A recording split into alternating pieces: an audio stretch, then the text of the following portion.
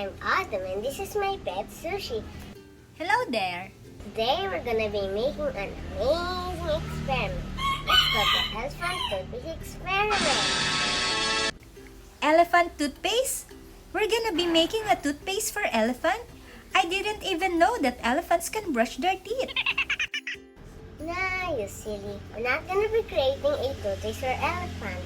The elephant toothpaste experiment will just create a big foam like a giant toothpaste. Oh, fabulous! I'm so excited! First off, here's what we're gonna need.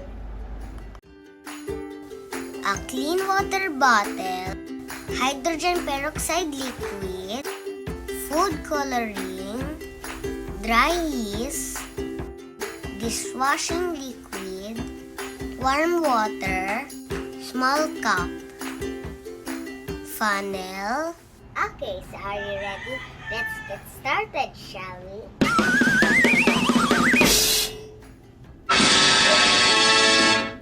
Use a funnel to carefully pour 1/2 cup of hydrogen peroxide liquid into the bottle, like so.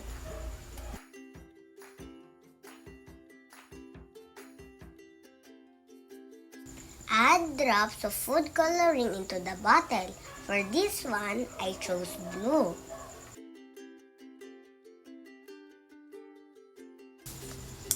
Add about 1 tablespoon of dishwashing liquid into the bottle and swish the bottle around a bit to mix it. This mixture in the bottle will be our hydrogen peroxide mixture.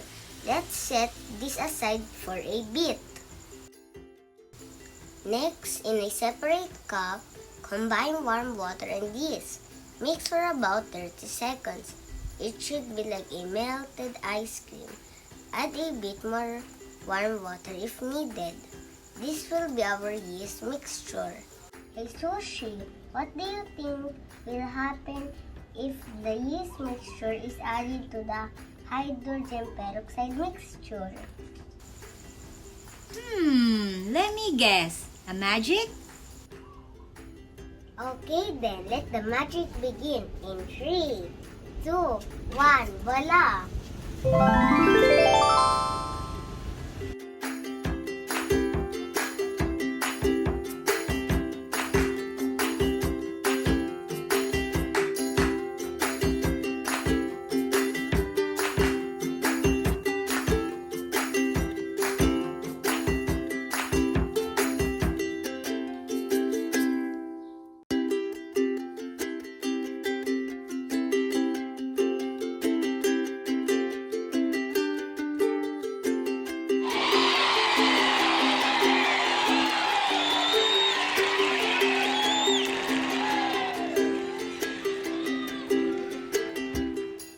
You might be familiar with hydrogen peroxide as an antiseptic to clean cuts and wounds. But what really is it? Well, hydrogen peroxide is a molecule made up of hydrogen and oxygen atoms. When exposed to light, hydrogen peroxide breaks down into oxygen and water. Normally, this happens very slowly, but you can make that reaction happen faster. But how? By adding a catalyst. Yes, a catalyst. And for our experiment, we use this as our catalyst. This helps break down hydrogen peroxide way much quicker. Remember the dishwashing liquid that we also put in the peroxide mixture?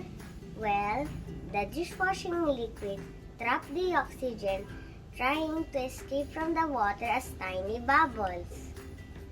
Since the reaction happens faster, thanks to the catalyst, the foam bubble oozes out of the bottle like a giant squeeze of toothpaste, bigger enough for an elephant. You may notice the bottle may feel warm. That's because of exothermic reaction. Exo what? Yes, exothermic reaction. It means that heat energy is given off as a result of chemical reaction. Don't worry, the foam produced is just water, soap, and oxygen. I hope you learned a lot from our experiment today.